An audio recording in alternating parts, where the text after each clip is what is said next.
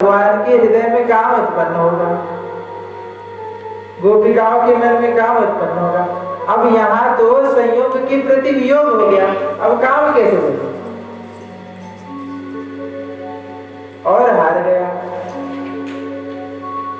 फिर जब गोपिकाओं ने गोपी गीत का गायन किया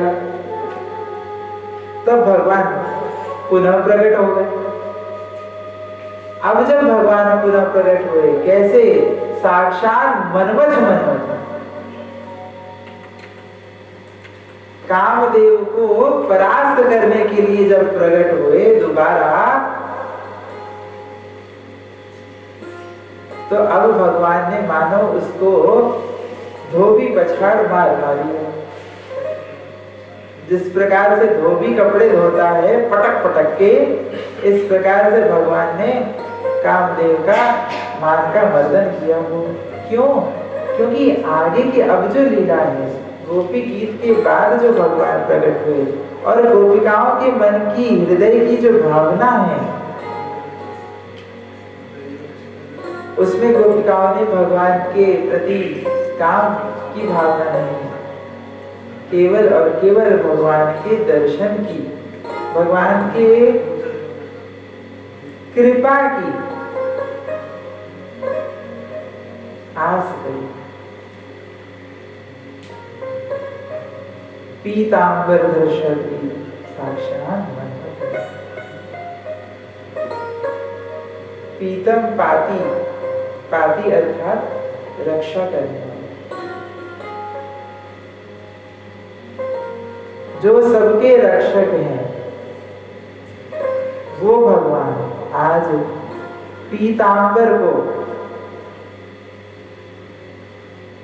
श्री जी की चुनरी को उघाड़ करके अपने भक्तों के भगवान का जो व्रत है कि तुम जो भगवान की शरण में आ जाता है, मैं उसके सभी पाप पुण्यों का नाश करके उसके सारे योगक्षेम का वहन करता हूँ। ये भगवान की गीता में जो प्रण है, मानो उसको भगवान ने चरितार्थ किया। और जो गोपियां, जो कल हमने चर्चा करी कि गोपिकाओं ने कहा कि हम अब मर जाएंगे, तो भगवान ने उनको जिला दिया, जीवन दान दिया। ऐसे भगवान अपने भक्तों को जीवन दान देने वाले, भक्तों की रक्षा के लिए प्रकट होने वाले भगवान आज श्री राधिका की चुनरी को उघाड़ करके मानो वहीं उन्हीं गोपिकाओं के बीच से प्रकट हो गए। बोलिए रास रासेश्वर भगवान की जय। अब भगवान की बड़ी सुंदर मुस्कान, बड़ी सुंदर भगवान की शोभा हो रही थी। अब कई प्रकार की जो गोपियां हैं, सबके अंदर अपने अपने जो भाव हैं। कोई गोपी भगवान को तिरछी नजर से केवल निहार रही है, कोई गोपी भगवान के आते ही भगवान के चरणों में लौट गई, भगवान के चरणों को दबाने लगी। कोई गोपी अभी भी भयभीत है कि दोबारा कहीं भगवान भाग ना जाए, तो मानो भगवान के भुजदंड को अपने कंधे पे रख के कस के पकड़ ली। किसी गोपी ने भगवान को सामने विराजमान होकर के भगवान को अपने नैनों में समा लिया और नैनों को बंद कर दिया।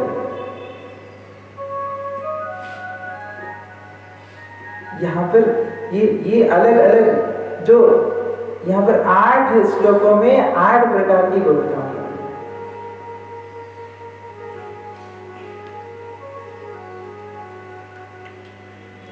काचिद कराम्बुजं शौरेर जगृहेञ्जलिनामुदा काचिद दधार तद्बाहु मनसे चंदनरूषितम्। किसी ने भगवान के भुजदंड को पकड़ लिया कि अब कहीं हाथ छुड़ाकर भाग न जाएं,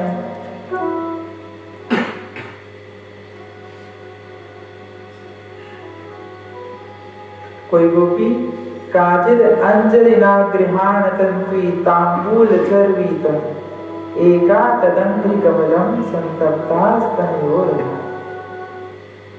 किसी गोपी ने भगवान के नेत्रों में काजल लगाना शुरू कर दिया।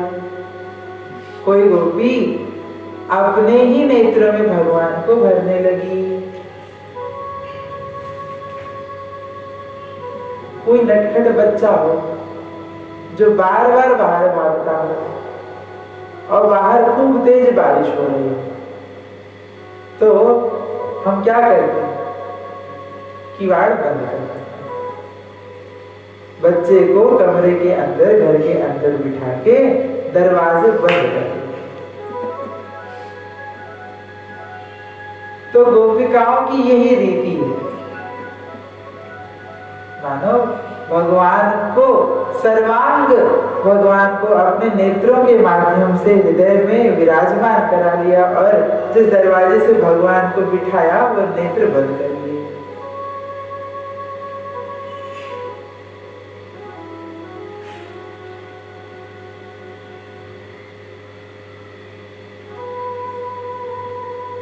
श्री जी महाराज जहाँ कहीं भी जाते हैं, श्री जी महाराज जहाँ भी पधारते हैं, श्री सर्वेश्वर भगवान उनके साथ आते हैं। श्री सर्वेश्वर भगवान को आचार्य चरण एक लॉकेट जैसी छोटी सी डिबिया में बंद कर देते हैं और उस लॉकेट को अपने कंठ में धारण कर देते हैं। अब वो सर्वेश्वर है, सबके ईश्वर हैं, सारे ग्रंथियों को, सारे बंधनों को छुड़ाने वाले हैं और उनको भी भक्त बंधन में डाल देते हैं, डिबिया बंद कर देते हैं।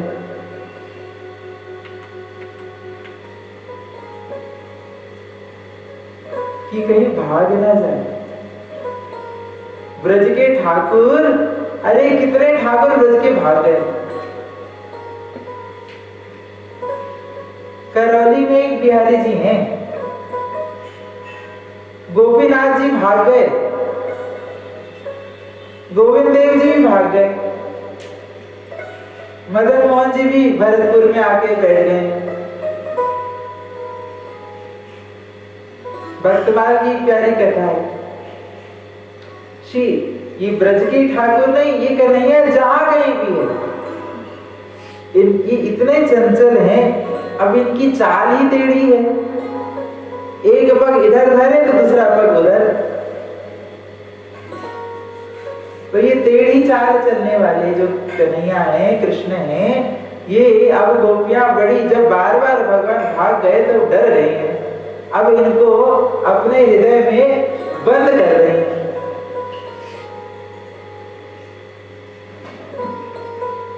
रामदास जी की कथा आती है भक्तवाल में। द्वारकाधीश जी में रामदास नाम के एक भक्त भगवान के रोज दर्शन करने जाते, नित्य भगवान के दर्शन करने जाते। कहां से? डाकोर से। अब बहुत बुजुर्ग हो गए, भगवान के दर्शन करने जब आज गए हैं तो कहने लगे, भगवान अब आज मैं आखिरी बार आपके दर्शन कर रहा हूँ, अब मेरी सामर्थ्य नहीं कि मैं रोज डाकोर से आपके दर्शन करने द्वारकापुरी आ सकूं। अब दो ही उपाय हैं भगवान, या तो आप हमारे संग चले चलो, या तो अब आप हमें भूल जाओ। तो भगवान के बेचारे घबरा गए, अरे तुझे कैसे भूल जाऊं? तो वो रामदास जी कहते तो चलो सब। भगवान तुरंत तैयार हो। भगवान ने कहा ठीक है, कल आना तो बैलगाड़ी लेकर के आना, हम तुम्हारे संग चलेंगे। अब रामदास आता है बैलगाड़ी लेकर के। जैसे ही रात की शयन आरती हुई, अब भगवान तो मंदिर से बाहर आए और रामदास के साथ बैलगाड़ी में बैठ करके चल दिए डाकोर की ओर। डाकोर की जैसे ही मंदिर से बाहर आए भगवान को जैसे बिठाया रामदास जी ने, तो भगवान से कहते हैं पहले तो ये सारे गहने उतार दो, तुम खुद भी मरोगे मुझे भी मरवाओगे। कोई चोर पीछे पड़ गया तो सारे चोरी करने के चक्कर में मुझे भी मार डालेगा, तुम्हें भी मार डालेगा। सारे गहने भगवान के, सारे आभूषण उतरवा दिए, फेंक दिए, सारे स्वर्ण मणि माणिक से जटे हुए बेशकीमती आभूषणों को मंदिर के बाहर छोड़ दिया रामदास जी ने। और भगवान को अपनी जो एक कंबल लेकर के आए, कमरिया लेकर के आए, उसमें लपेट करके भगवान को मानो छुपा करके बिठा दिया चखड़े में। अब भगवान जैसे ही पहुंचे, अब डाकोर से द्वारकापुरी काफी दूर है, बैलगाड़ी से जाया जाए तो पूरा रात में तो निकले ही हैं बेचारे। अब इधर भोर हुई, सुबह 4 बजे मंगला के लिए सारे पंडे गए, सारे विप्रजन गोस्वामी जन पधारे। और जैसे ही पट खोला तो भगवान तो है ही नहीं अपने कक्ष में, गर्भगृह से भगवान गायब। अब तो सब और बड़ी हल्ला मच गया, ढूंढा ढूंढ मची, अरे भगवान कहाँ गए, भगवान कहाँ गए, भगवान कहाँ चले गए। तो सबसे पूछा गया, किसी ने कुछ देखा, कहाँ गए? लोगों ने कहा एक बैलगाड़ी लेकर के रामदास आया था, रामदास बुढ़ाना डाकोर वाला, लगता ही उसी की करती थी। कुछ दूर आगे बढ़े डाकोर के रास्ते में तो देखा सारे आभूषण पड़े हैं। तो सबने सोचा कि बात तो कुछ दूसरी है, इसने भगवान को भगवान के आभूषण के लिए चुराया नहीं है। और आगे बढ़े गए जैसे डाकोर पहुंचे, अब इधर धीरे धीरे भगवान डाकोर पहुंच रहे हैं और इधर से पीछे पीछे सारे द्वारकावासी आ रहे हैं। भगवान ने कहा, अरे बुढ़ाना, तेरे घर में पधार रहा हूँ, तो मेरी पधरौनी करा रहा है, थोड़ा व्यवस्था तो कर ले, कुछ जलपान की व्यवस्था कर, स्वागत का व्यवस्था तो कर। अब जरा आरती ला, माला ला, पग पखारने के लिए परात ला, अरे कुछ तो ला, मेवा मिष्ठान कुछ भोग लगावे को देगो कि नहीं? तो कहता है ठीक है, आप भी राजो, मैं आता हूँ। भगवान कहते हैं ठीक है, एक काम कर, तू मुझे कुछ देर के लिए जल शैया करा दे और जाकर के तू व्यवस्था करिए। अब जल शैया, जो द्वारिकाधीश है, जल शैया करने के लिए मानो एक तालाब में, कुएं में, वहां पर जल शैया में पौढ़ा दिया बुढ़ाना ने भगवान द्वारिकाधीश को। अब इधर से जैसे बेचारा अपने घर पहुंचा, व्यवस्था कर रहा था स्वागत की, और इधर से सारे द्वारिकावासी पहुंचे, बुढ़ाना के घर घुसे और दे दनादन खूब पिटाई करने लगे। अब ये मारते तो थे बुढ़ाना को और कराने की आवाज आती थी बाहर से, मार पड़ती थी रामदास को और कराते थे, चिल्लाते थे, आ आ आ, जोर से चिल्लाते, आवाज आती बाहर से, जैसे कि माइक लगी, मैं यहाँ कह रहा हूँ, आवाज वहां से आ रही। इसी प्रकार बुढ़ाना को पड़ रही मार और आवाज आ रही बाहर से। लोगों ने कहा ये कैसी विचित्र लीला है। बाहर जाकर के देखा तो उस तालाब में, उस पोखर में श्री भगवान शयन कर रहे। भगवान के शयन को देखा, भगवान के फूल निकल आए। अब तो बड़े व्याकुल हो गए सभी द्वारिकावासी, खूब क्षमा मांगने लगे, भगवान को खूब मनाने लगे, अरे भगवान हमसे भूल हो गई, हमें क्षमा कर दो, हमें क्षमा कर दो। भगवान कहते हैं, देखा तो भगवान की बड़ी बड़ी चोट लग गई, मलहम लगा रहे, भगवान की मरहम पट्टी की गई।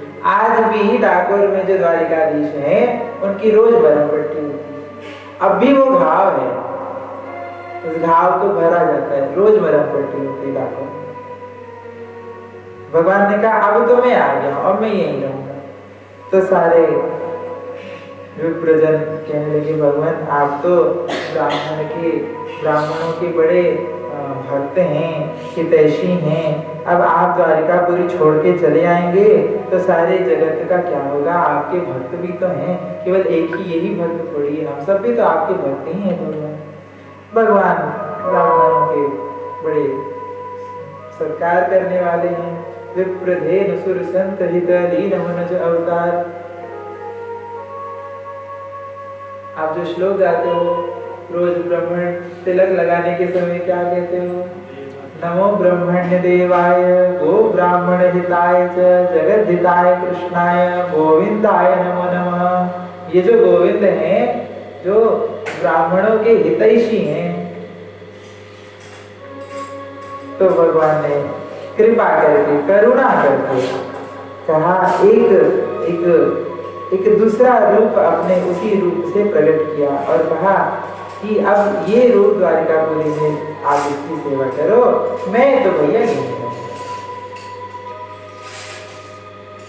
ऐसे जो अपने भक्तों के संग कब चले जाएं कोई अता पता ना है इनका, कब कोई भक्त ले जाए इनको।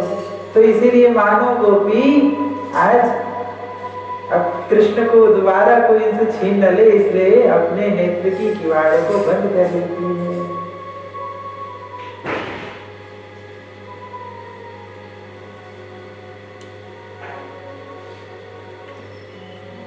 एका तांबूल सर्वितम। कोई गोपी भगवान के द्वारा चबाए हुए तंदुल, तांबूल अर्थात पान, चबाए हुए पान को अपने हाथ में ले लेती है। कोई गोपी भगवान के चरण कमलों को अपने हृदय में पधराती हैं। एका भृकुटिमा मध्य प्रेम संद्रव्य विह्वला नति वैक्षत कटाक्षैपे संदृष्ट दशनच्छदा। कोई गोपी कटाक्ष भरी नैनों से मानो मन ही मन खूब डांट रही हो भगवान को, इस दृष्टि से भगवान को निहार रही है।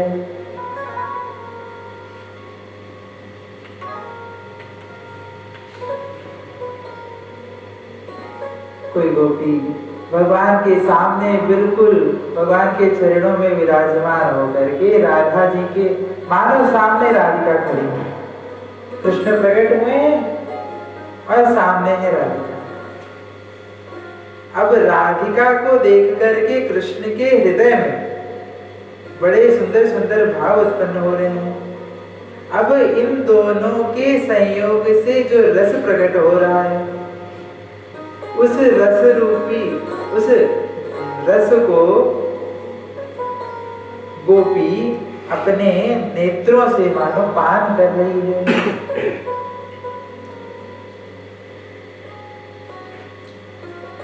भगवान की सुंदर मंद मंद मुस्कान है।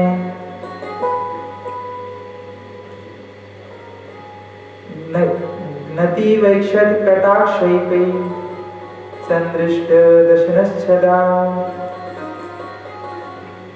एका भृकुटिमा मध्य प्रेम संद्रव्य विह्वला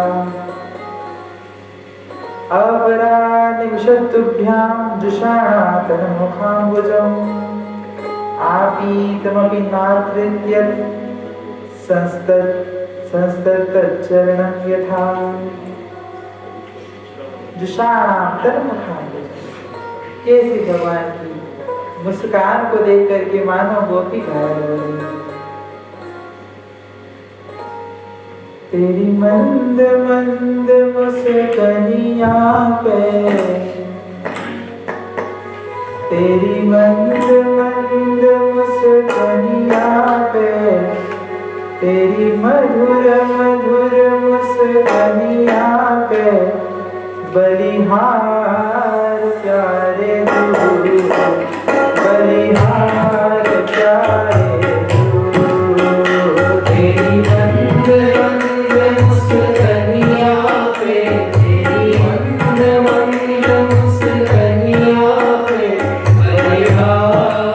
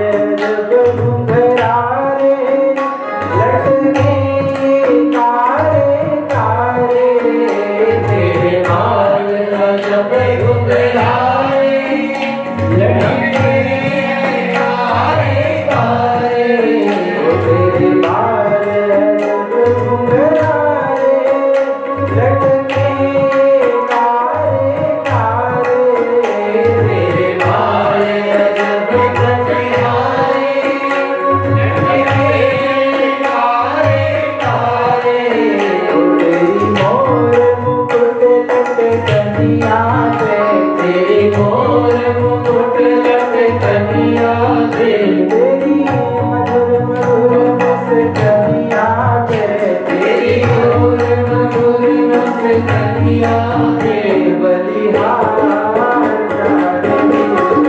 ओ बलिहार प्यारे बलिहार प्यारे तू बलिहार प्यारे तू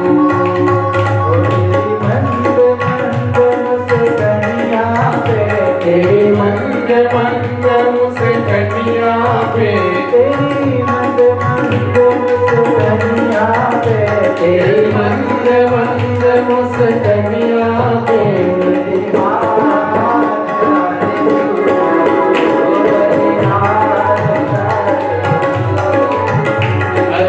बलिहार प्यारे तू बलिहार प्यारे तू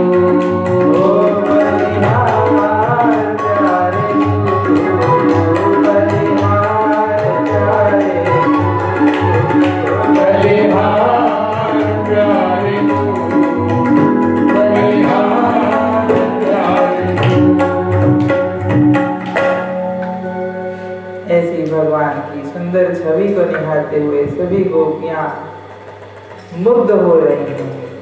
और श्री सुखदेव जी कहते हैं कि राजन, सर्वास्ताः केशवालोक परमोत्सवनिरताः जुहुर्विरहजं तापं प्राज्ञं प्राप्य यथा जना तं काचिन्नेत्ररन्ध्रेण हृदि कृत्य निमील्य च पुलकाङ्गैर्बहुभियास्ते योगिवानन्दसंस्थिता। पुलकांग, गोपिकाओं के अंदर सभी अष्ट महासात्विक भाव प्रकट होने लगे हैं। सारे शरीर में मानो सारे अंग पुलक पुलक अंग रोमांचित होने लगे हैं। नेत्रों से अश्रुओं की धारा बहने लगी है। चेहरे पर मुस्कान है और आंखों से अश्रु बह रहे हैं। हंस भी रही हैं और रो भी रही हैं। रोमांचित हो उठी हैं। अपने देह की सारी सुधि भूल गई हैं, स्तब्ध हो गई हैं। भगवान को देख करके मानो जमुना जी भी ठहर गई।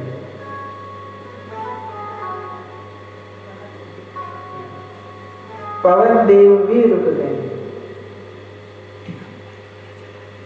सभी ने अपने अपने उनका जो स्वभाव है उस स्वभाव को छोड़ दिया।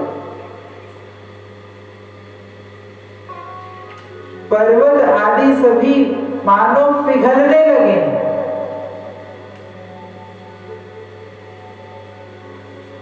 नदी थम गई। नदी का स्वभाव है बहना, वो रुक गई है और जो अचल है वो बहने लगे।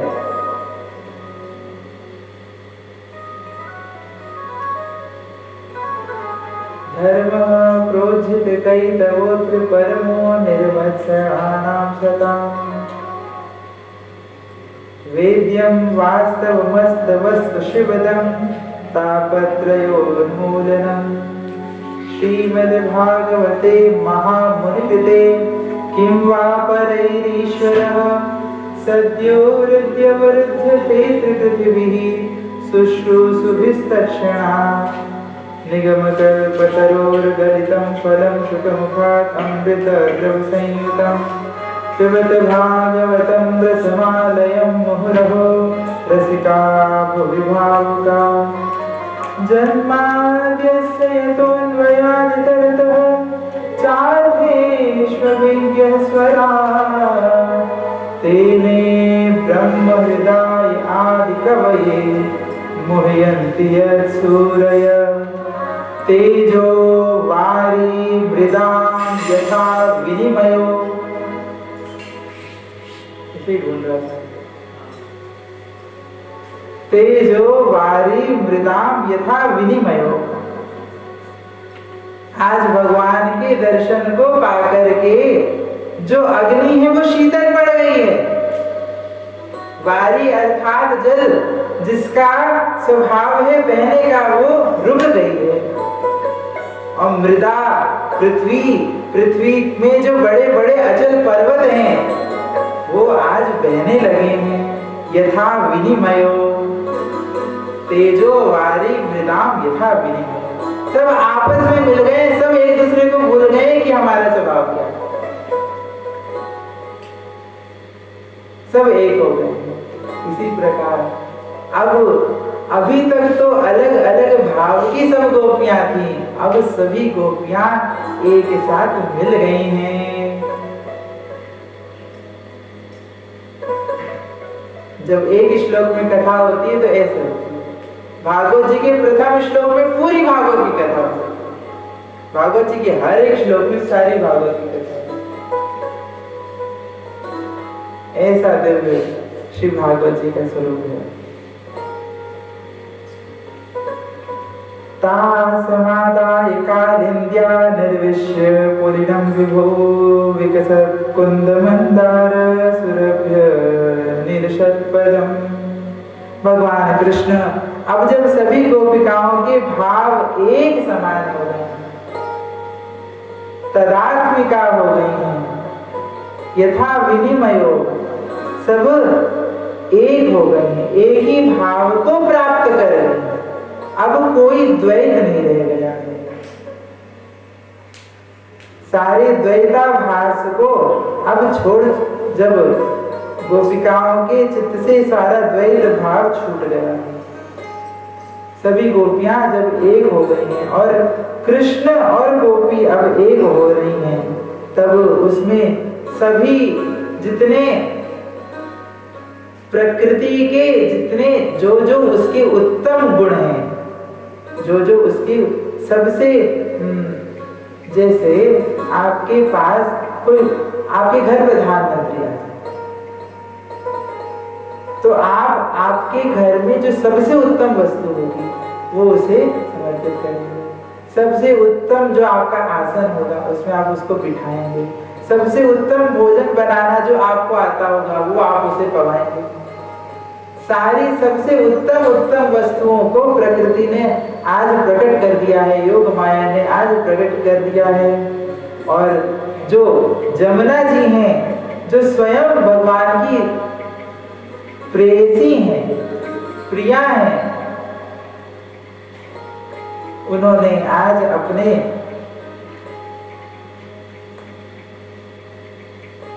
नदी में अक्सर कमल नहीं खिला।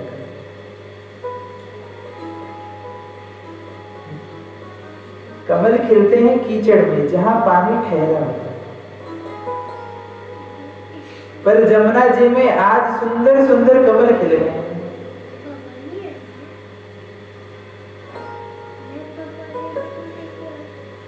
सारे जो पुष्प हैं जो कि शरद ऋतु के हैं भी नहीं, ऐसे सुंदर सुंदर चंपक आदि पुष्प भी, मदार आदि पुष्प भी खिल उठे हैं। जो कुमुदनी, अब कमल देखो यहाँ रात कुमुदनी तो खिली, चलो समझ आया, रात का समय, कमल क्यों खिल गए? विकसित कुंद मदार सुरभ्य, कुंद भी खिल गए, मदार भी खिल गए, सरोरू भी खिल गए। सरोरू कहते हैं कमल को। कमल तो जब सूरज का प्रकाश आता है तब खिलता है। रात के 12 बजे, उसके भी अब तो कई 12 बज गए, ऐसी घनघोर रात्रि में भी कमल खिल गया। सारे ये देखो, ये लीला सारी अप्राकृतिक है। सब यहाँ सबका समावेश हो गया है भगवान के दर्शन के लिए। आज सब पधारे हैं। और शरद चंद्राशु संदोह ध्वस्त दोषा तम शिवम कृष्णाया हस्तर्तदा चितको मदवालुकम। सुगंधित हवा जो चल रही है वो इस सुंदर सुंदर पुष्पों की सुगंध को पूरे ब्रज में फैला रही है। सुंदर मनोहर सुरम्य वातावरण बन गया है। शरद की चंद्रमा सबको शीतलता प्रदान कर रही है। गोपिकाओं के हृदय में जो इतनी ज्वाला धधक रही थी, चंद्रमा उनको हृदय को शीतलता प्रदान कर रहा है। कृष्णाया हस्ततरला चितको मदवालुकम। अब भगवान ने गोपिकाओं के हाथ को पकड़ करके ब्रज की बालू में, जमुना जी के किनारे, वृंदावन की रेत में भगवान अब रास करने के लिए प्रस्तुत हुए हैं। तब श्री भगवान श्री कृष्ण के दर्शन से जो गोपियों के हृदय में आनंद का प्रादुर्भाव हुआ। यहाँ पर लिखा है तद्दर्शनाह्लाद विधूत हृद्रजो। आह्लाद प्रकट, आनंद केवल नहीं प्रकट हुआ, आह्लाद प्रकट। अब आनंद और आह्लाद में भेद है। आनंद स्वरूप तो सभी जीव हैं ही।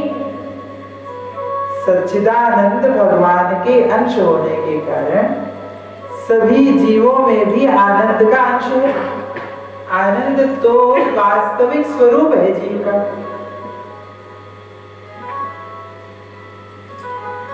जो आनंद है, जो ब्लिस है,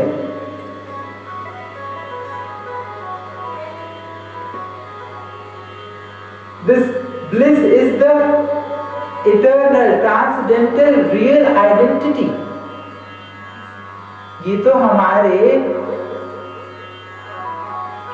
अंतरात्मा का, अंतस का वास्तविक स्वरूप है। रियल आइडेंटिटी है आनंद, सच्चित आनंद। जीव का वास्तविक स्वरूप है आनंद। तो यहाँ कहने का तात्पर्य ये है कि भगवान कृष्ण के दर्शन से आनंद की प्राप्ति जब होती है, तब स्वरूपानुसंधान होता है। भगवान स्वयं प्रकट हुए जब ब्रज में, तो सभी गोपिकाओं को अपने स्वरूप का अनुसंधान हो गया।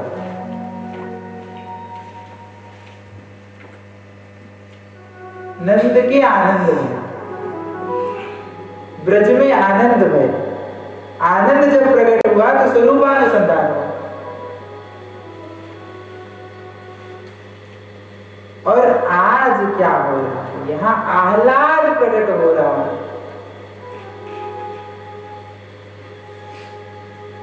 श्री कृष्ण की आह्लादनी शक्ति है श्री राधा।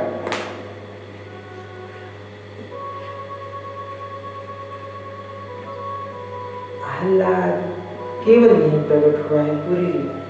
पूरी कृष्ण लीला में यदि कहीं पर आह्लाद के प्राकट्य का निरूपण किया गया है भागवत जी में, तो वो केवल इस श्लोक में है।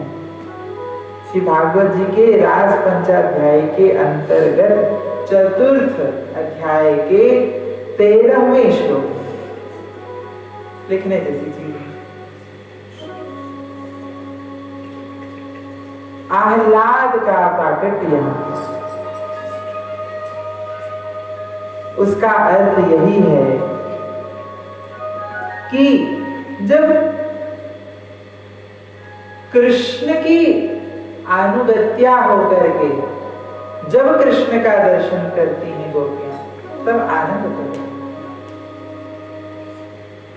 जब जीव भगवान का दर्शन करता है, कृष्ण का दर्शन को प्राप्त करता है, एक आत्म दर्शन है, एक परमात्मा दर्शन है ना। कहते हैं योगी जनों की भाषा यही, ध्यानियों की भाषा तो यही है, आत्मदर्शन परमात्मा दर्शन, दो चीजें।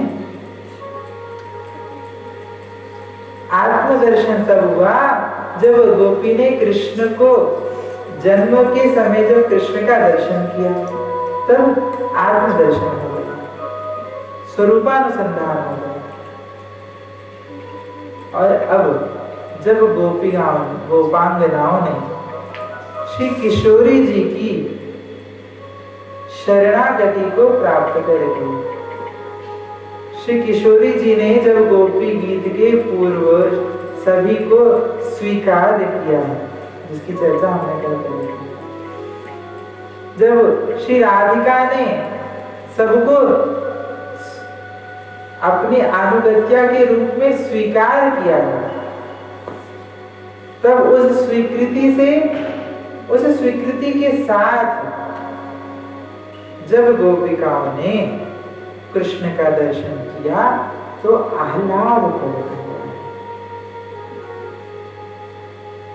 ये आनंद और आह्लाद में, आनंद तो पहले भी था, पर आनंद बार बार चला जाता था, छुप जाता था, पर अब जब आह्लाद प्रकट हुआ है तो रास अनंत हो गया है।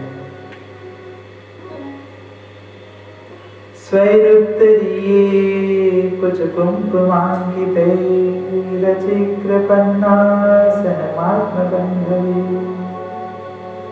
श्री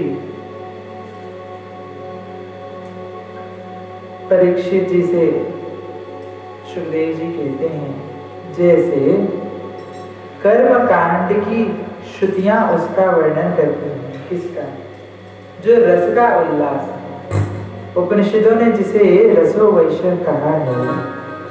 हे परीक्षित, कृष्ण के दर्शन से गोपांगनाओं के हृदय में ऐसे आह्लाद का प्राकट्य हुआ, ऐसे ऐसे रस का प्रादुर्भाव हुआ, और उस रस के उल्लास की उनके हृदय में, गोपांगनाओं के हृदय में उस उल्लास की ऐसी हिलोरें उठ रही हैं कि उनके अंदर के जो भी शेष भाव थे वो सब निवृत्त हो गए। अब सारी भावनाएं, जो आधी व्याधि जो कुछ भी थी, जो कुछ दुख था, सब आज उनके हृदय से खत्म हो गया है। कर्म कांड का एक ही भाव होता है, आप कर्म कांड करते करते करते करते करते करते जब आपकी सभी मनोरथ पूर्ण हो जाते हैं, तब आप सभी मनोरथों से, मन की इच्छा से ऊपर उठ जाओ। इतना ही प्रयोजन है कर्मकांड। कर्मकांड से आपके मनोरथ की सिद्धि है। आपकी कुछ इच्छा है तो आप वैसा अनुष्ठान करते हैं।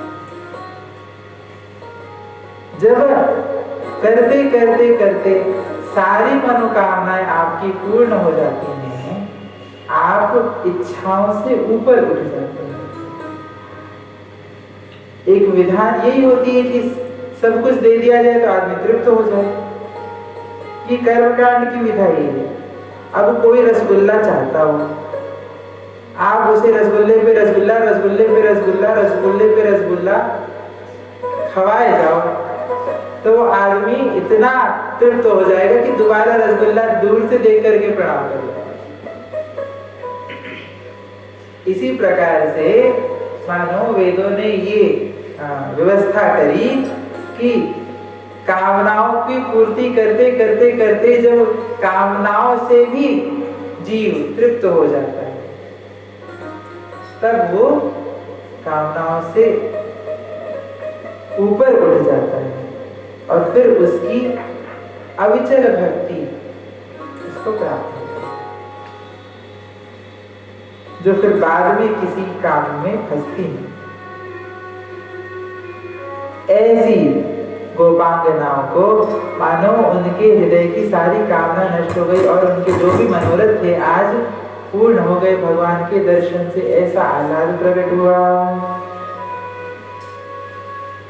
ऐसे ही भगवान अब गोपांगनाओं के साथ विहार कर रहे हैं। गोपांगनाओं के साथ भगवान जमुना जी में प्रवेश करते हैं, खूब जल केली कर रहे हैं। कोई गोपी भगवान के हाथों को पकड़ करके मानो खूब सुंदर नृत्य कर रही है और कुछ दूर थकने के बाद जब सभी गोपांगनाएं भगवान को घेर करके जमुना जी के किनारे बैठती हैं कुछ विश्राम करने के लिए, तब भगवान की सेवा करते करते कोई हाथ चाप रही है, कोई चरण चाप रही है, कोई पंखा झल रही है। ऐसे सेवा करते करते गोपांगनाओं ने मानो श्री कृष्ण से एक प्रश्न पूछा। गोपियां कहती हैं, कृष्ण जरा एक बात बताना, भजतो भजत्येक एक एतद् विपर्ययम् नो भयांश भजत्येक एतन्नो ब्रूहि साधुः। कृष्ण हम आपसे कुछ जानना चाहते हैं।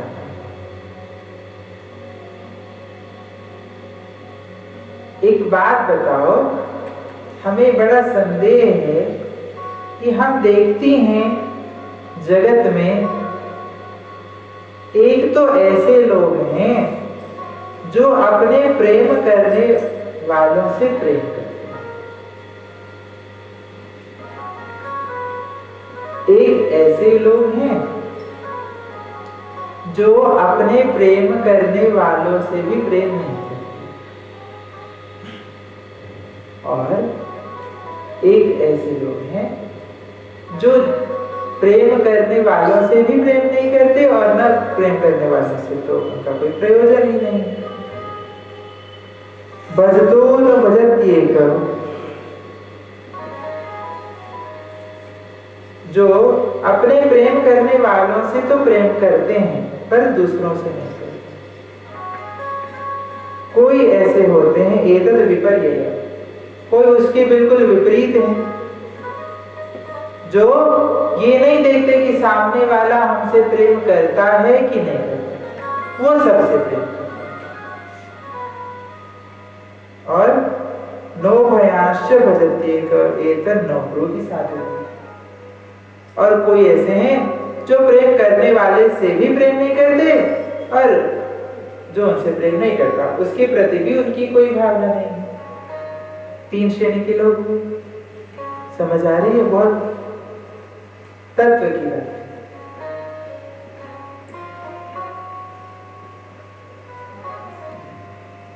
भगवान कहते हैं गोपांगनाओं, अरे प्रिय,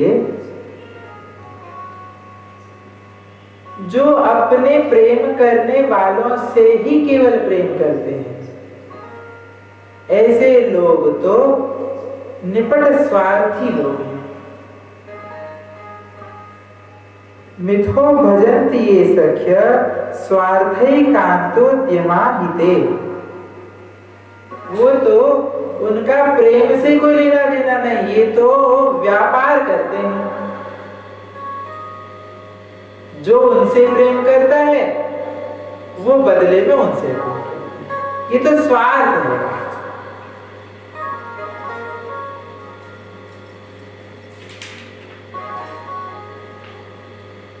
और न तत् सौहृदम धर्म, वो प्रेमी नहीं है। देखो, एक है प्रेमी, एक है सौहृद और एक है मित्र। तीन है। सौहृद कौन है? मित्र कौन है? मित्र वो है जो उत्सव में आए ना आए, विपत्ति में खड़ा हो। विपत्ति काल परखिए चारी, धीरज धर्म मित्र अरुणाई। विपत्ति काल में ही धीरज की परीक्षा होती है, मित्र की भी परीक्षा विपत्ति काल में। हमारे धर्म की, हम कितने अपने स्वधर्म में निष्ठ हैं, रत हैं, उसकी भी परीक्षा विपत्ति काल में होती है। हमने खूब देखा है, जब विपत्ति आती है लोग झट ये कहने लग जाते हैं कि अरे हमने इतनी पूजा पाठ करी, भगवान की इतनी आराधना करी, इतना पाठ किया, इतना जाप किया, भगवान ने हमारे साथ ऐसा कर दिया, भगवान ने हमारे साथ ऐसा कर दिया। भगवान को तुम्हारे पूजा पाठ से थोड़ी मतलब था, तुमने अपने प्रयोजन से भगवान की पूजा पाठ करी।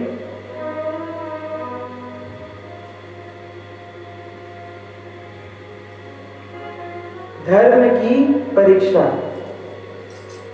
विपत्ति काल में, धैर्य की परीक्षा, धीरज की परीक्षा, सहनशीलता की परीक्षा विपत्ति काल में। भक्त के जो लक्षण की चर्चा हमने गत दिनों में करी, उसमें कहा, सुना था, सहनशील, आशय उदार, अति सहनशील और अति उदार। विपत्ति काल में जिसने धैर्य धारण किया है, तभी मानिए कि वो व्यक्ति धैर्यवान है। ऐसे तो सभी धीरज धारण करके बैठ सकते हैं।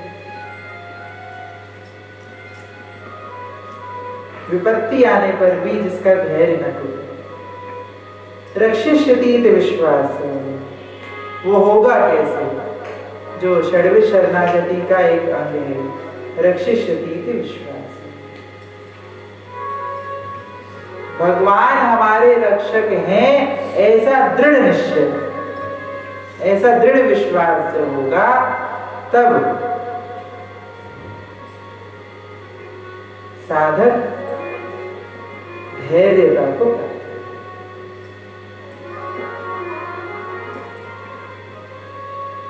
धीरज धर्म मित्र अरुणाई। आपने पार्टी किया, हजारों लोगों को बुलाया, आपका मित्र भी आया, खूब सुंदर गिफ्ट भी लाया और खा पी करके चला गया।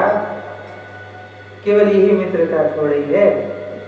मित्र तो वो है जब आप संकट में हो, आपके ऊपर विपत्ति आई हो, तब भी वो आपके संग खड़ा है। आपके वैभव को, आपके अच्छे समय में तो सब काम आते हैं, पर बुरे समय में जो काम आए वही वास्तव में है। और एक है सुहृद, जो विपत्ति में आए ना आए, आपके उत्सव में भी आए ना आए, परंतु वो सदैव आपके कल्याण के लिए कार्य करता है। वो है सुहृद, जो हमेशा आपके हित का विचार करता है। संत जन हमेशा सुहृद होते हैं। गुरु will be never be your friend, वो कभी आपके मित्र नहीं बन सकते।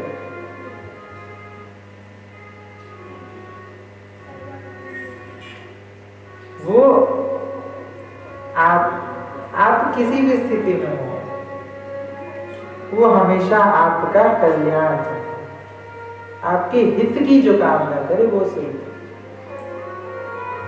भले ही आपको कई बार बुरा भी लगे उनकी कहनी, गुरु अक्सर विरोध भी करते हैं, शासन भी करते हैं। कई बार हमें ऐसा लगता है कि गुरु जी ने गलत कहा, परंतु वो शासन भी करते हैं तो वो आपके हित का विचार करते हैं। जिस प्रकार से माँ बाप अब आप किसी छोटे बच्चे को दिसंबर की महीने में रात के 12 बजे आइसक्रीम खाने से रोकें, तो आपके मन में तो यही भाव है कि कहीं बच्चे को सर्दी ना हो जाए। अब बच्चा इस बात से रुष्ट हो जाए कि आप उसको आइसक्रीम खाने नहीं दे रहे। ये सुहृद भाव केवल दो ही जगह प्रकट होता है, एक तो वात्सल्य भाव में और एक संतों का जो भाव है, जो परम करुणावान है, जो सब पे करुणा करने वाला है, जिनके लिए सभी कोई सामान्य है, जिनके लिए जिनकी विषम दृष्टि नहीं है, जिनकी सम दृष्टि है, जो सबका भला चाहते हैं। हमारे ऋषियों ने तो पूरे विश्व के मंगल की कामना की।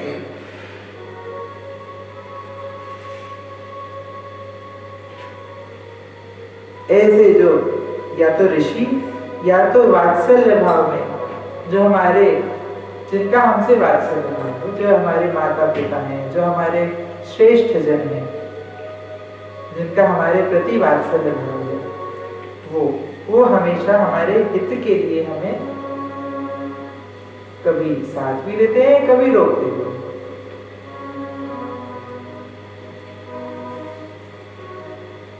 न तत्र सौहृदम धर्म स्वार्थार्थ तद्धि नान्यथा।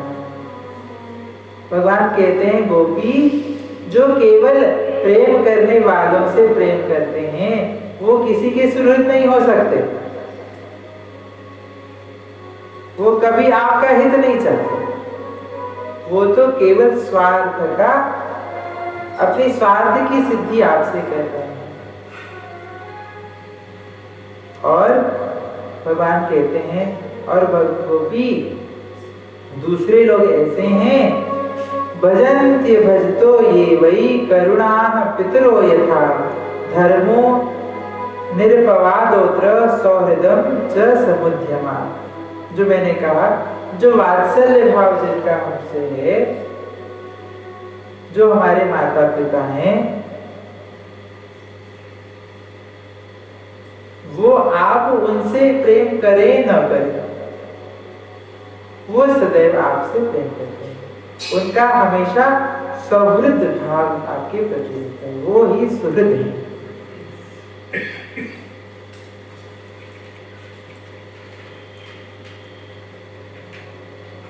क्वचिदपि कुपुत्रो भवेत्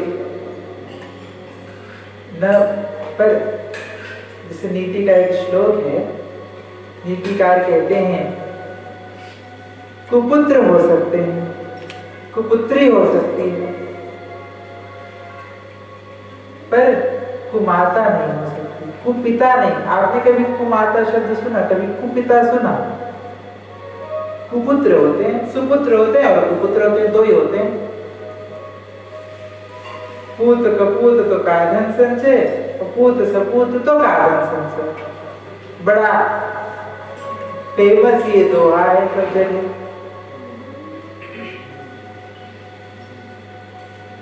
तो संतान तो कुसंगी हो सकती है, कुपात्र हो सकती है, पर माता पिता कभी कुपिता या कुमाता नहीं होते, वो हमेशा सुहृद होते हैं। आजकल हम देख रहे हैं कितने जगह ओल्ड एज होम्स खुलते हैं। ये ओल्ड एज होम भारत की संस्कृति का अंग नहीं है। ये वृद्धाश्रम भारत की संस्कृति में होना ही नहीं चाहिए।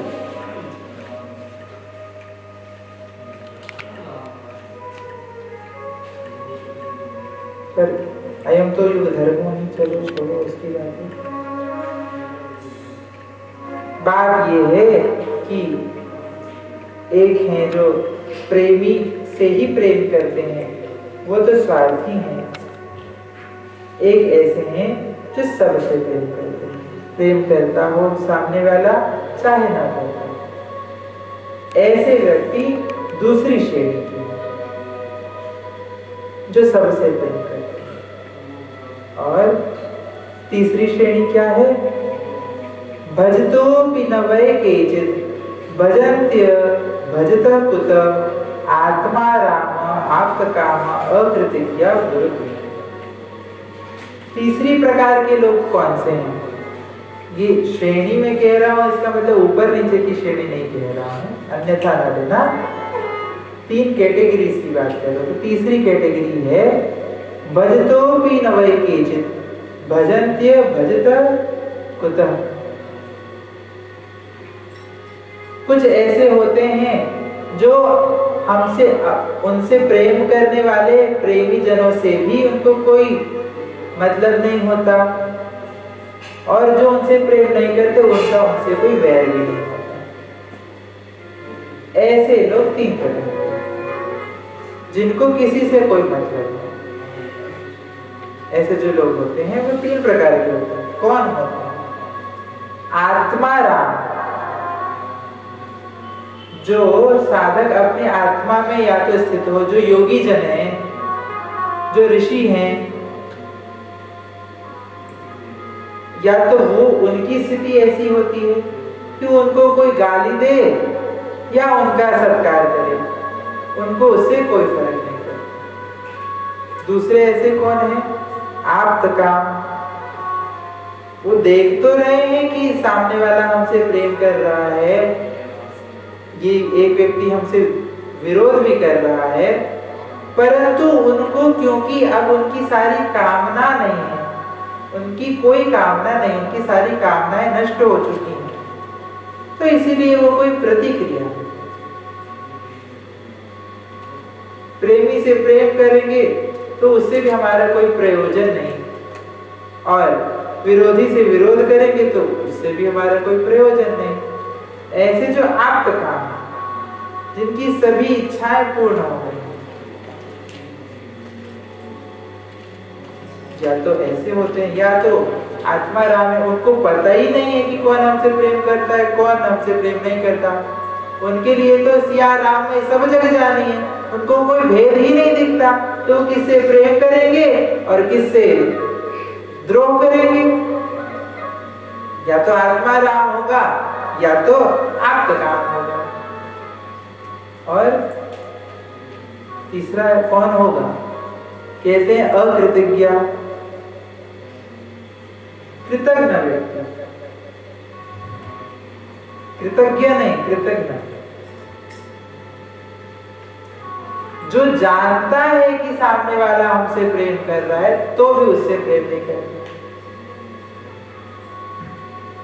अब जो आप्त काम है उसको तो प्रयोजन है, आत्मा राम है उसको तो कुछ दिखता ही नहीं, उसके लिए भेद दृष्टि ही नहीं है।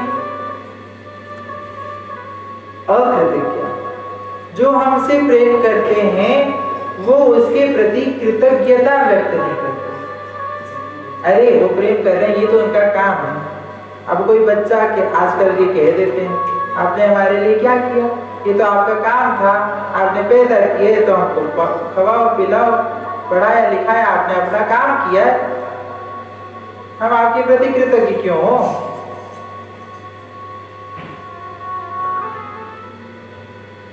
और गुरुद्रोही, जो जानता है कि सामने वाला हमारा हितैषी है फिर भी उससे विरोध करता है। एक तो कृतज्ञ है जो उसकी कृतज्ञता व्यक्त नहीं करता, अर्थात प्रेमी से प्रेम नहीं करता, परंतु एक है जो उनसे प्रेम करते हैं, जो उनके हित की कामना करते हैं, उनसे भी द्रोह करते हैं। बिल्कुल देशी भाषा में कहूं तो धूर्त, जिसको धूर्त कहा वो है गुरुद्रोह। भगवान कहते हैं गोपिकाओं ने पूछा आपको इन तीनों में से कौन प्रिय है? जो अपने प्रेमी से प्रेम करे, जो अपने प्रेमी से प्रेम न करे, या जो जिनको इन किसी से कोई मतलब ही नहीं। तो भगवान कहते हैं गोपी सखी, नाहं तु सख्यो भजतोऽपि जन्तून् भजाम्यमीशामनुवृत्तवृत्तये यथा धनो लब्धधने विनष्टे तच्चिन्तयान्यनिभृतो न वेद। अरे गोपी, गोपांगनाओं ने तो 3 प्रश्न पूछे 3 प्रकार के लोगों से। भगवान कहते हैं अरे गोपी, मैं तो ऐसा हूं कि जो कहीं का नहीं इन तीनों में से। मैं तो अपने से प्रेम करने वालों से भी उस प्रकार का व्यवहार नहीं कर पाता जैसा मुझे करना चाहिए। मैं प्रेमियों से भी प्रेम नहीं कर पाता, जो मुझसे प्रेम नहीं कर रहे उनसे प्रेम कर बैठता हूँ। 4थे प्रकार का व्यक्ति हूँ मैं तो। अरे प्रहलाद ने मुझे एक बार पुकारा, मैं प्रकट हो गया। गज को ग्राह ने जब ग्रस लिया तो अपनी सूंड को उठा करके जब गजराज पूरी तरह सरोवर में डूब रहा है, जब उसके सभी बंधु बांधवों ने उसको छोड़ दिया, कोई उसकी मदद करने आगे नहीं आ रहा, तब ग्राह ने जब अंतिम क्षण में भगवान को याद किया है, अपने सूंड में कमल को उठा करके याद किया। ये कोई और कमल नहीं, श्री जी के हस्त का कमल है। मानो श्री जी गुरु स्वरूपा है। श्री किशोरी जी के हाथ से कमल ग्राह ने प्राप्त किया, दीक्षा हो गई, सत्संग प्राप्त हो गया। और जब श्री जी ने जिसे स्वीकार कर लिया, जिसकी दीक्षा कर दी, भगवान तो गरुड़ के ऊपर भी नहीं बैठे, दौड़े दौड़े भागे।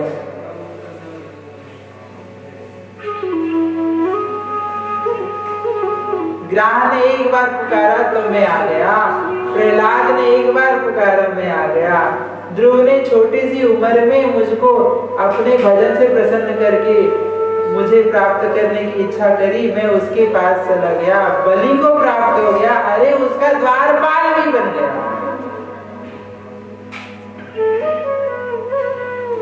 परंतु गोपी, मैं कैसा हूं? इन लोगों ने मुझे एक बार पुकारा, तुम बार बार मुझको मेरी कामना करती हो। तुमने अपना सब कुछ, मैं जानता हूं तुम सब कुछ छोड़ करके मेरे पास आई। पति सुतान्वय भ्रातृभ्रातृवा, तुम सभी कहां तक कहूं गोपी, तुम तो वेद के आज्ञा को भी छोड़ करके मेरे पास आई।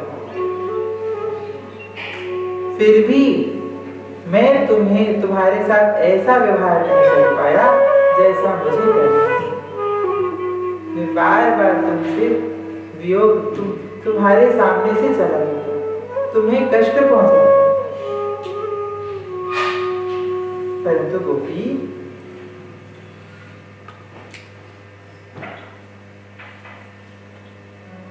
सारे शास्त्र में, सारे उपनिषदों में, सारे ब्रह्मांड में आज तक जितनी भी घटनाएं हुई,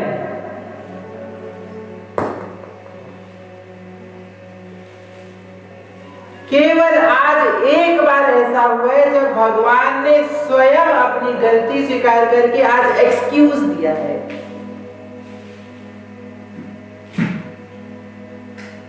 अपने हृदय का भाव भगवान कह रहे हैं और एक्सक्यूज मांग रहे हैं गोपियों से। कहते हैं गोपी ऐसा मैंने किया पर ऐसी मेरी कोई इच्छा नहीं थी। एक्सक्यूज दे रहे, क्या कह रहे? अरे गोपी मैं तो ऐसा इसलिए करता था क्योंकि आप जैसे मैं तुमसे विछोह करता, तुम्हारे सामने से गायब हो जाता, तो तुम्हारे अंदर मुझको प्राप्त करने की इच्छा और बढ़ जाएगी। ऐसा जान करके मैं तुम्हारे साथ ऐसे नहीं करता। भगवान कहते हैं यथा धनो लब्ध धने विनष्टे। कोई धनवान व्यक्ति है, यथा धनो लब्ध धने, उसकी लॉटरी लग गई।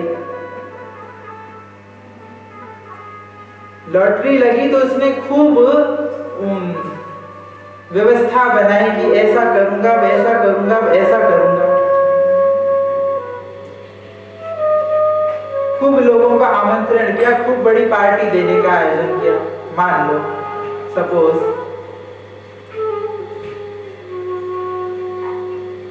और यथा धनो लब्ध धने विनष्टो।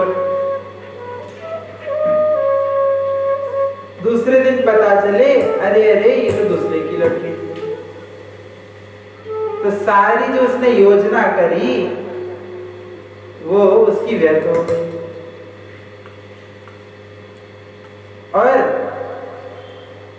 यथा धनो लब्ध धने विनष्टे, उसे धन प्राप्त हुआ, लॉटरी लगी, पर लॉटरी लगी नहीं, पता चला गलती हो गई। तो उसने फिर योजना बनाई कि अब तो लॉटरी है नहीं, तो अब क्या करूंगा, अब इतने सारे लोगों को न्योता तो कर दिया, तो क्या करूंगा, उनको दूध पिला के वापस दे। और जब सभी लोग आ गए तो फिर उसके पास उसको पता चले कि उसकी दोबारा लॉटरी लग गई, अब तो सच में लॉटरी लग गई। तो कैसी ऊहापोह की स्थिति में जीव आ जाएगा। अब लोग तो कहेंगे इतनी बड़ी तुमको लॉटरी लगी और तुम दूध पिवा के भेज रहे हो। अब वो क्या करे, उसके चित्त में जो ये जो ऊहापोह रहेगा, यथा धनो लब्ध धने विनष्टे, ऐसी जो तुमको में प्राप्य होता और फिर छुप जाता, फिर प्राप्त होता और फिर छुप जाता। उससे होता ये गोपी कि तुम मेरे संयोग का कामना करती और जैसे मैं छुप जाता तुम वियोग में चली जाती, तो तुम्हारे अंदर मुझको प्राप्त करने की कामना और दृढ़ हो जाती।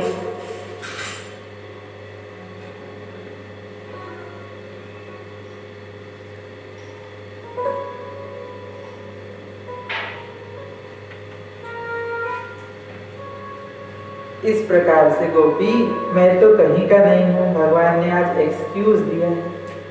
पहली बार की घटना कि भगवान को भी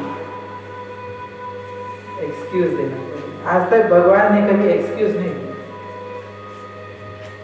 किसी को। एवं मदर्थो जित लोक वेद स्वानाम हियो वो मयि अनुवृत्तये बला मया परोक्षं भजता तिरोहितं मासूयितुं मार्हत तत्प्रियं प्रिया। अरे गोपांगना हो, इसमें संदेह नहीं कि तुम लोगों ने मेरे लिए लोक मर्यादा, वेद मर्यादा सब छोड़ दिए। ऐसी स्थिति में तुम्हारी मनोवृत्ति और कहीं न चली जाए, इसलिए मैंने ऐसा किया। श्री भगवान गोपांगनाओं से कहते हैं, गोपी इसके पीछे परोक्ष रूप से मेरी यही भावना थी कि तुम्हारे हृदय में मुझको प्राप्त करने की उत्कंठा और भी तेज हो जाए।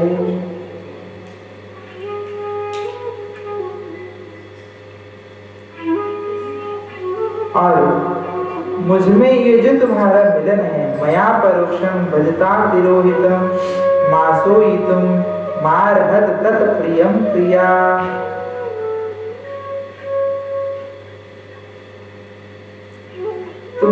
तुम्हारे अंदर मासूइतुम मारहत तत् प्रियम, बिल्कुल मासूम जैसे नवजात शिशु के अंदर निर्मल भाव होते हैं, ऐसे भाव तुम्हारे हृदय में प्रकट हो गए हैं। क्योंकि न पारे हम निर्वज्य संयुजा स्वसाधु कृत्यम विभुषायुता शती, यामा भजत दुर्जर गेह शृंखला संवृश्य तद्वः प्रतियातु साधुना। अरे मेरी प्यारी गोपियों, तुमने तो मेरे लिए योगी यति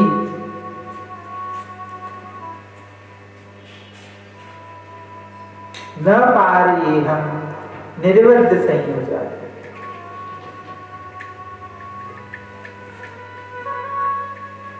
बड़े बड़े योगी तपस्वी जन भी